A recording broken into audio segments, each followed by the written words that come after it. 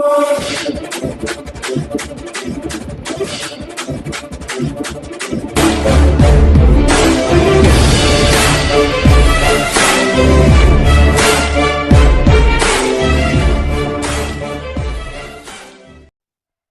प्यारा हिंदुस्तान न्यूज 24/7 में आपका हार्दिक स्वागत है।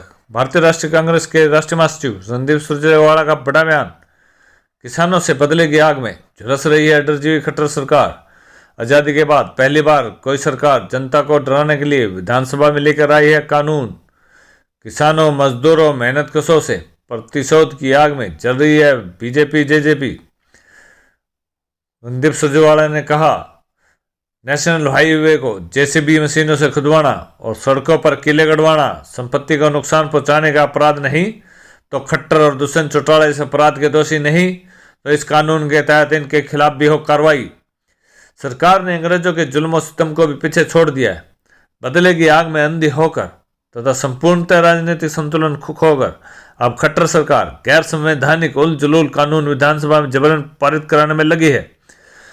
आज हरियाणा विधानसभा में संपत्ति क्षति वसूली अधिनियम 2021 पेश किया जा रहा है।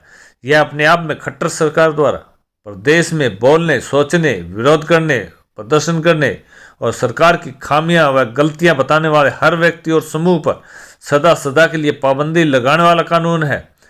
न केवल यह कानून अभिव्यक्ति की आज़ादी के संविधान की धारा में 19 में निहित मौलिक अधिकार का उल्लंघन करता है, बल्कि बीजेपी जेजेपी सरकार की हरियाणा की जनता से भयभीत मानसिकता व कुंठा को दर्शाता है। भारतीय राष्ट्रीय कांग्रेस के राष्ट्रीय महासचिव रणदीप सिंह सुरजेवाला ने खट्टर और दुष्यंत चौटाला को अड़े हाथे लिया और साथ ही खट्टर सरकार पर सवाल भी दागे और उनसे जवाब मांगा।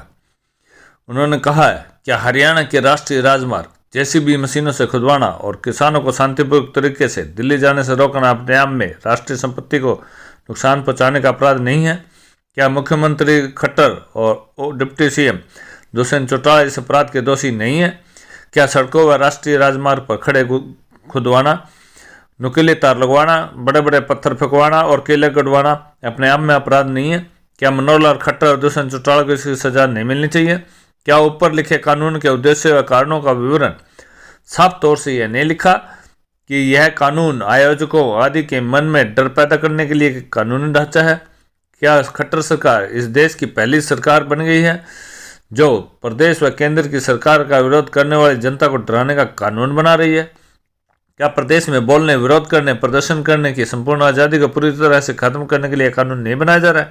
क्या खट्टर दुष्यंत चौटाला की जोड़ी अब इतनी निर्दयी हो गई है कि 250 किसानों की कुर्बानी के बावजूद, किले गड़वाने व सड़क खुदवाने के बावजूद अब मेहनत का स्वदेश का पेट भरने वाले किसानों व मजदूरों की संपत्ति की कुटकी पर उतर आई है?